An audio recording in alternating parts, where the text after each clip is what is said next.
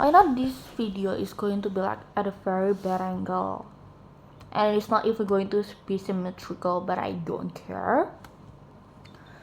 Okay, we'll be starting my speech under 3, 2, 1. Scrolling to social media.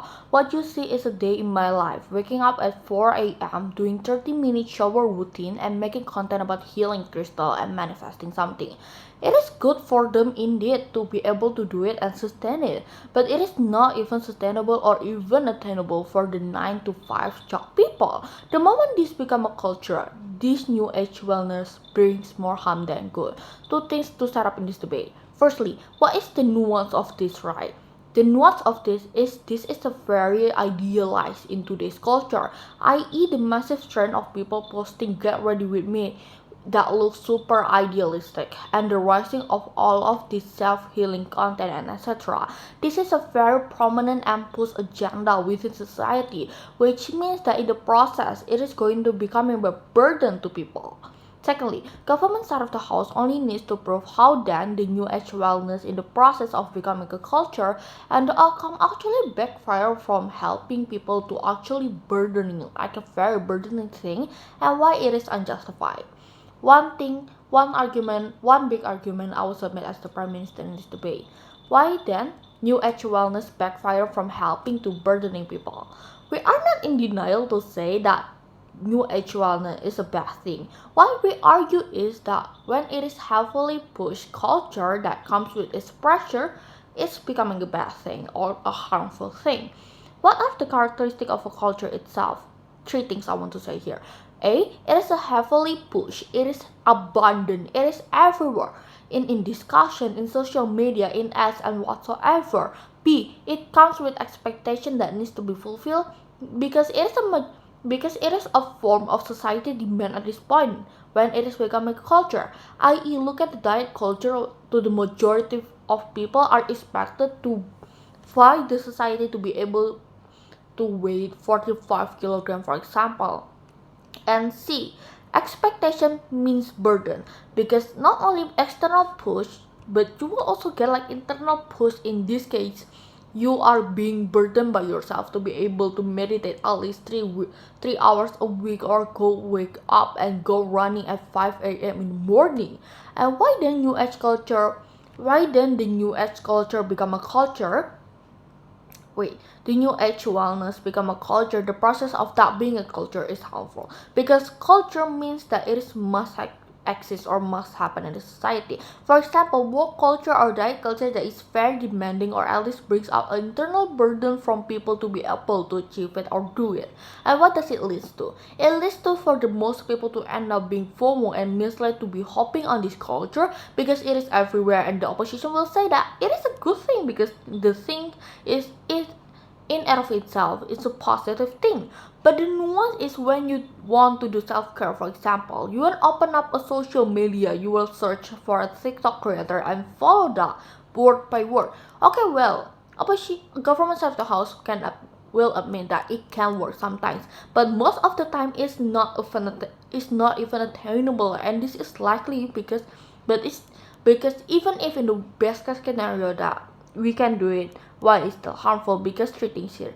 A. It forces yourself to be like other people, to follow other people's parameters, to make yourself or your life looks like other people, which is violating the self identity right principality in and of itself. Secondly, when you fail, you are going to continuously being internally pressured to be like them, because this is the newest role model thing, for example. And see, when you fail, you will not be at peace of yourself because you are so disappointed that you cannot be like them. And what does it lead to? It leads to the double pressure from your normal life and this culture, right? Why this is likely? Like the world culture that really pressure people to be open to gay or transgender or anything.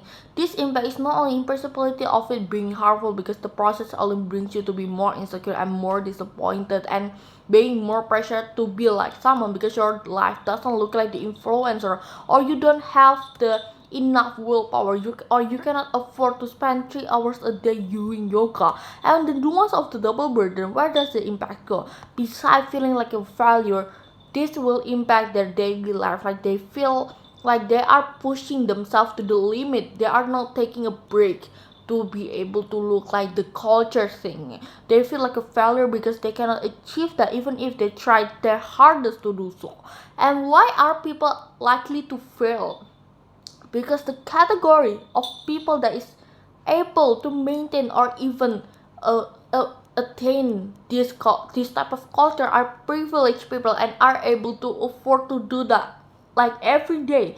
And for weighing here, why the harms is bigger. Okay, let's play in a very generous case. What is the benefit? Four things I want to say here. Firstly, people are open and about discussion of mental health. Secondly, it brings out awareness. Thirdly, it promotes good habits and create good lifestyle. And fourthly, it helps people to sort things out. Let's take all of that because it still happen, right? But why then in weighing the harms out to the benefit?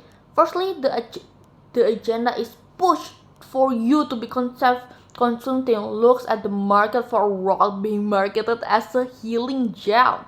This is not a niche thing anymore. This is a commercialized thing. This is a capitalistic thing. This is a prominent culture, which makes it very visible. Makes it a very visible thing to there to be a collaboration or a company hopping into the trend, which means that the promotion itself is not going to be healthy because the because people that are saying it are the privileged people. They are going to promote the higher end stuff or like the quality stuff rather than the cheaper ones, because even if the cheaper one exists, it's not going to be the high quality and the people doesn't want that. And secondly, it becomes culture. People are FOMO, right? For example, if you want to vanish, you have using a good charm crystal, people are going to intuitively want to use and consume the same thing that the influencer use, which means that even if the benefit they will get is it is just going to be three things here. A, it is not worth it. B, it is possible. And C, even if it is happening, it's not going to be cost. It's going to be all credited not to yourself but to the creator. Proud to propose.